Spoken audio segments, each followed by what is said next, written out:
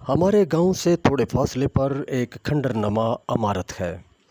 گاؤں میں مشہور ہے کہ اس عمارت میں بھوت اور چڑیلیں رہتی ہیں، اس لیے گاؤں کے لوگ اس عمارت کی طرف نہیں جایا کرتے تھے۔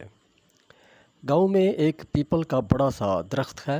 گاؤں والے جب کام کاج سے فارغ ہوتے ہیں تو اسی درخت کے نیچے آرام کرتے ہیں، ایک دوسرے سے گپ شپ لگاتے ہیں اور ایک دوسرے کا حال احوال معلوم کرتے ہیں۔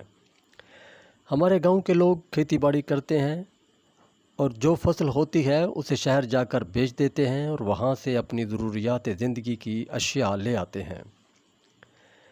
میرا نام کریم بخش ہے اور ہم 3 بھائی ہیں، میں سب سے چھوٹا ہوں۔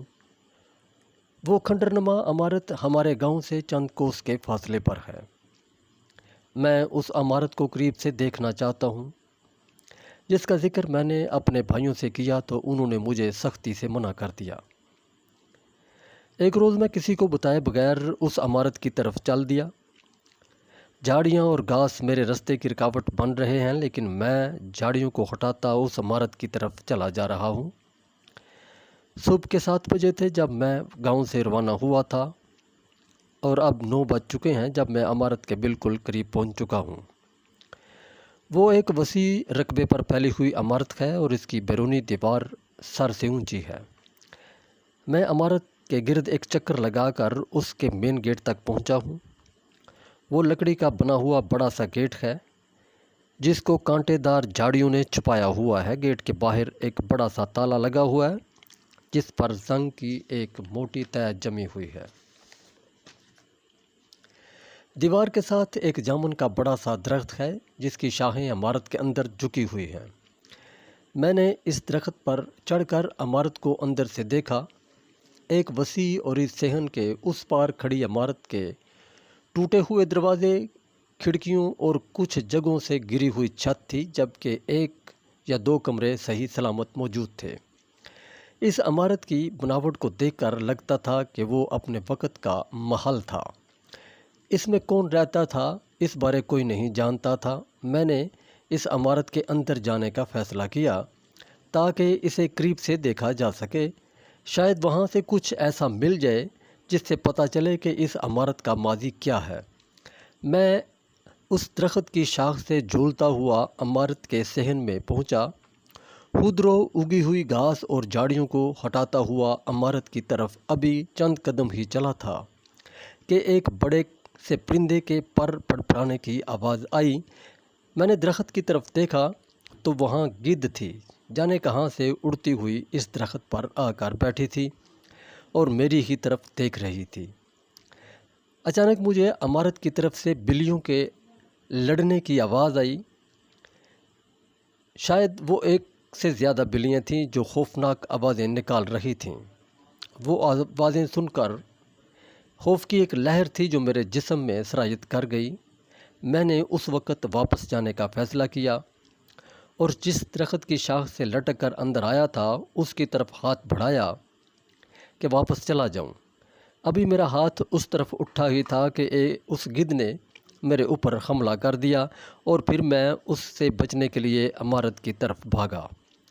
عمارت کے کمروں میں مکڑی کے جالے لٹک رہے تھے۔ بہت سی بلیوں نے وہاں بسیرا کیا ہوا تھا جو مجھے دیکھ کر ادھر ادھر بھاگ رہی تھیں۔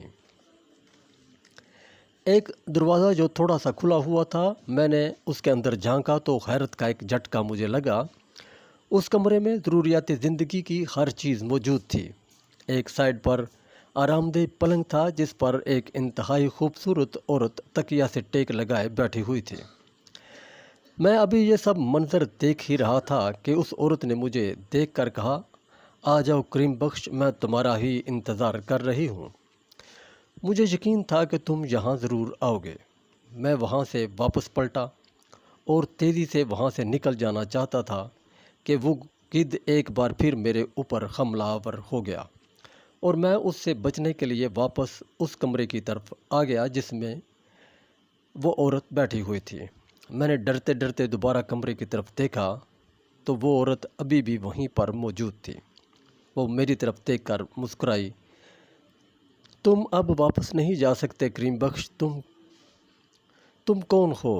اور اس عمارت میں اکیلی کیا کر رہی ہو؟ میں نے ڈرتے ڈرتے اس سے پوچھا۔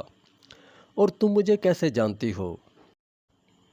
اس نے زوردار کہکہا لگایا اور میری طرف دیکھتے ہوئے کہا، میں اس محل کی مالکن ہوں اور آج میری سالگرہ ہے۔ آج میں 770 سال کی ہو گئی ہوں اور آج یہاں جشن ہوگا۔ میرے بہت سے رشتہ دار یہاں آئیں گے، میں تمہیں ان سے ملاؤں گی، بس تھوڑا انتظار کرو۔ اچانک مجھے کسی نے دھکا دیا اور میں کمرے کے اندر پہنچ گیا اور دروازہ بند ہو گیا۔ محل کی ملکہ نے مجھے کہا، بیٹھو، میں تمہارے لیے مشروب لاتی ہوں۔ ابھی میں بیٹھا ہی تھا کہ دروازہ کھلا اور 4 مرد اور 4 خواتین اندر داخل ہوئیں اور پھر ڈھول بجنے کی آواز آنے لگی جس پر وہ سب لوگ ناچنے لگے۔ اچانک ایک خاتون کی نظر مجھ پر پڑی تو وہ چیخ کر بولی، یہ کون ہے؟ اور پھر رقص رک گیا اور سب میری طرف دیکھنے لگے۔ ملکہ نے کہا کہ یہ ہمارے آج کی دعوت کا سامان ہے، آج میں اس کے خون سے آپ کی دعوت کروں گی۔ اور پھر ڈھول بجنے لگا اور وہ سب میرے گرد ناچنے لگے۔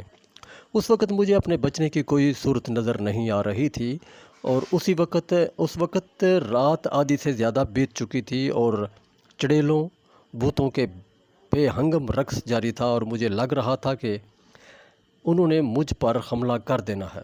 میں اس وقت یہاں سے بچ نکلنے کے لیے اللہ سے دعائیں مانگ رہا تھا کہ اچانک میرے ذہن میں خیال آیا کہ میری جیب میں سگریٹ جلانے والا لائٹر موجود ہے اور یہ چڑیلیں آگ سے بہت ڈرتی ہیں۔ اور پھر میں نے بسم اللہ پڑھ کر جیب سے لائٹر نکالا اور جلدی سے اپنی شرٹ اتاری اور اس کو آگ لگا دی۔